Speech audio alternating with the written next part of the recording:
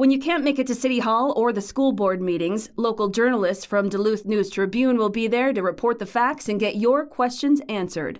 Local news works for you. Stay up to date at duluthnewstribune.com. Hello, Northlanders. It's Thursday, July 6th. I'm Wyatt Buckner with your Duluth News Tribune Minute, presented by Minnesota Power Employees Credit Union. The average MPECU member saves over $785 a year in better rates and lower fees. And with MPECU, every ATM is your ATM. With their free checking program, you get ATM fee reimbursements at any ATM anywhere in the U.S. Check out Minnesota Power Employees Credit Union's services online at mpecu.com or visit their offices in downtown Duluth, Arrowhead Road, or Miller Trunk Highway. Now here's a look at today's headlines.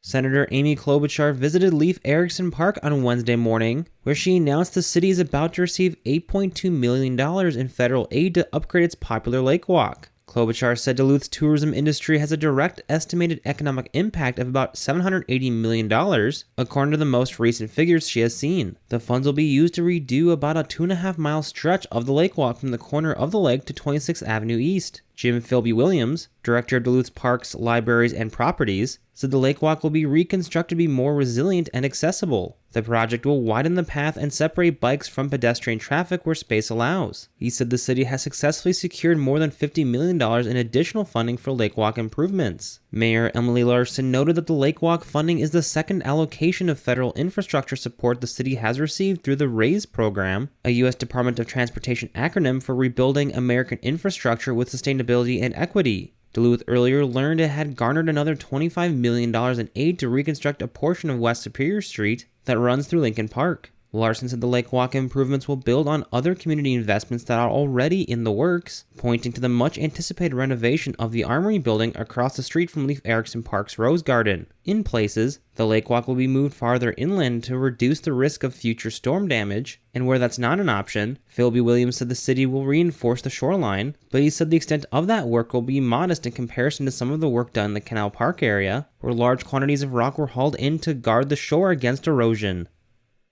A northern Minnesota man died in an apparent drowning earlier this week. A 911 caller told dispatchers Monday morning that they saw an empty boat circling the northern end of Swan Lake, the Itasca County Sheriff's Office reported Wednesday in a news release. Moments earlier, the caller said, they had seen the boat moving past them with a man and a dog inside. Responding sheriff's deputies secured the boat with the dog safely inside, but the man, James Clefman, 52 of Pingley, was still missing. The county's search and rescue team found Clefman's body at the bottom of the lake that evening. Clefman, authorities said, had left his home around 8 a.m. to fish with his dog. County staff told the News Tribune that it's presently unclear how Clefman ended up in the water. An autopsy is pending.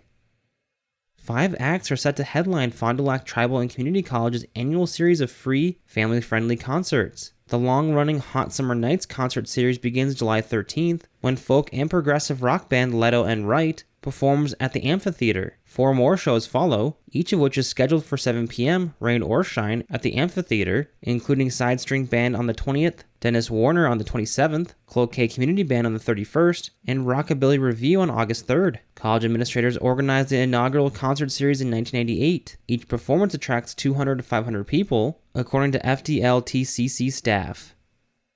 Next, look at your forecast, brought to you by News Tribune's Best of the Best Awards. Good Thursday, Duluth area, partly cloudy with a high of 73 today. Northwesterly wind about 5 to 15. Overnight tonight, mainly clear down to around 54 degrees with a light wind, so a crisp start to your Friday. As we get into the afternoon, temperatures climb up to 81 degrees with partly cloudy skies. Slightly cooler with a weak cold front passing through Friday night and into Saturday, knocking temperatures down to around 74 degrees, back up to 80 closer to your Sunday with another chance for some showers and a few rumbles of thunder. I'm Storm Tracker and meteorologist Jesse Ritka. Thank you to the Best of the Best Awards for their support. The contest is an annual celebration of the best the Northland has to offer when it comes to businesses and organizations that make the Northland a better place to live. Nominations are now open and accepted until July 14th as the first part of the competition. Voting will take place August 7th to August 21st. Nominate your favorites at duluthnewstribune.com. Reporting for today's episode was done by Peter Passy and Joe Bowen.